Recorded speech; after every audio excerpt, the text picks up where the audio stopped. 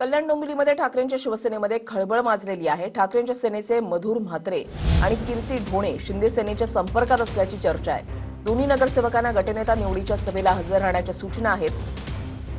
अनुपस्थित राहिल्यास पक्षविरोधी भूमिका समजून कारवाईचा इशारा देण्यात आलाय। दोन्ही नगरसेवकांच्या घरावर थेट सूचनापत्र लावून ताकीद देण्यात आलेली आहे।